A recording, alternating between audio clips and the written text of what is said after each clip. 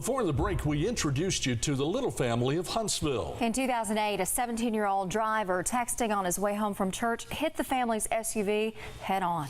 Following the crash, David Little became involved in the National Safety Council's Focus-Driven program, which advocates for cell-free driving. You may remember seeing some of the group's public service announcements in which crash victims and their families shared their stories. Probably about 12 hours later, they pronounced him dead at the hospital. He never regained consciousness.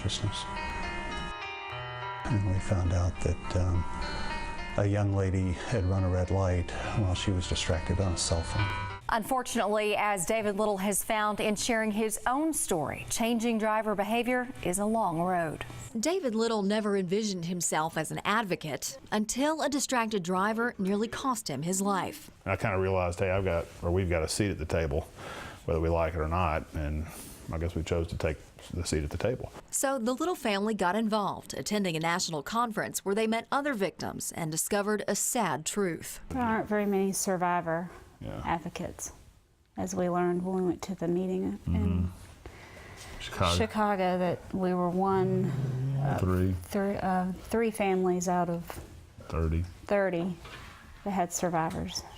David Little began by taking the distracted driving message to area companies, including WHNT News 19. So right now, roughly 28% of any car crash is thought to involve a cell phone. If 1,000 people hear it and 5 or 6 decide not to use their phone, then maybe that's 5 or 6 lives we've saved. But Little has learned changing behavior takes more than talk. It takes a change of heart, a shifting of priorities. I see people I know personally texting and driving and talking on their phone. I see people that I know have been to my presentations that are on their phones. Even finding groups to address is a challenge. I'd do it once a week if somebody'd invite me to speak about it, but it's hard to find the audiences. Still, he's committed to the cause. The stakes are simply too high. People are still doing it.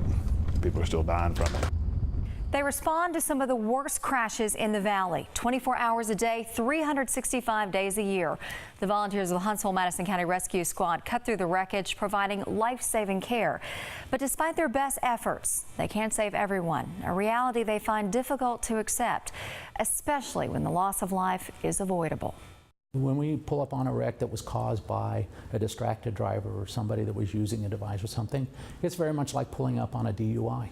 By that, Rescue Squad Deputy Director Chad Tillman means it's clear the driver never saw the wreck coming. You know, you'll see no skid marks because nobody was paying attention. They tend to be more intense because of that lack of paying attention. People just don't respond, and so by not responding, they're not slowing the impact, they're not trying to avoid the impact, they just tend to be worse.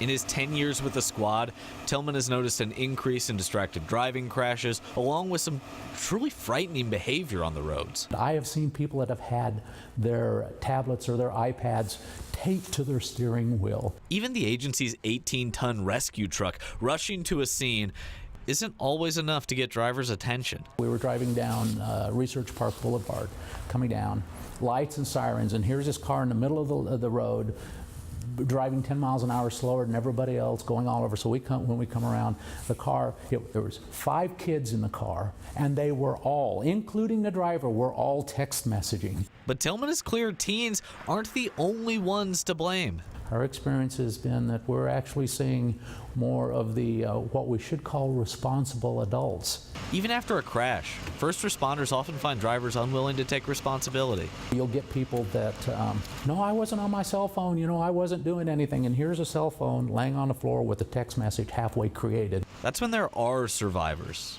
Too often, there's no one left to tell the tale. It's very hard to work a wreck where, honestly and truly, you're walking around the scene of the wreck trying to collect body parts and knowing that the wreck could have been avoided. Which is why Tillman asks every driver to consider this. Imagine you're driving a road and that cell phone rings and you think it's so important, and the next moment is the children that you've got in the back seat are going to suffer, you know, injuries that are going to be life-changing. Is that call that important? And I know that's dramatic, but that is the fact. HIMSI, Madison County's EMS provider, answers more than 50,000 calls a year. And Hempstead directors say many of those calls now involve distracted driving. But distractions can also pose a problem in even getting an ambulance to a scene. Officials say standard lights and sirens aren't always enough to get the attention of drivers. We've actually increased the dB, or the noise of the sirens, different tones, and it's not just here at Hempstead, but the technology.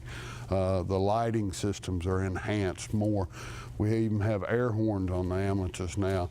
Other first responders also tell us they've noticed an increase in drivers who are simply too distracted to even notice an emergency vehicle is coming up behind them.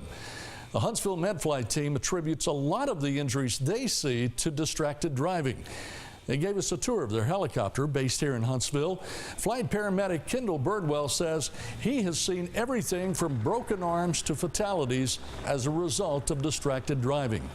He wants everyone to know that taking your eyes off the road, even for just a few seconds, can change the course of your life forever. It only takes a split second to change your life indefinitely, whether it be the second chance at life, which we all hope, or you will get that debilitating injury that will forever change what you know today as being normal.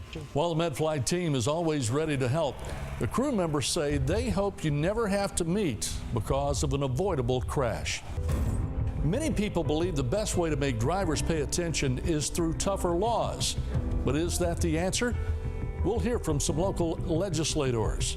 And there's one place in the Tennessee Valley where the distracted driving laws are tougher than anywhere else. We'll show you the kind of rules in place at Redstone Arsenal.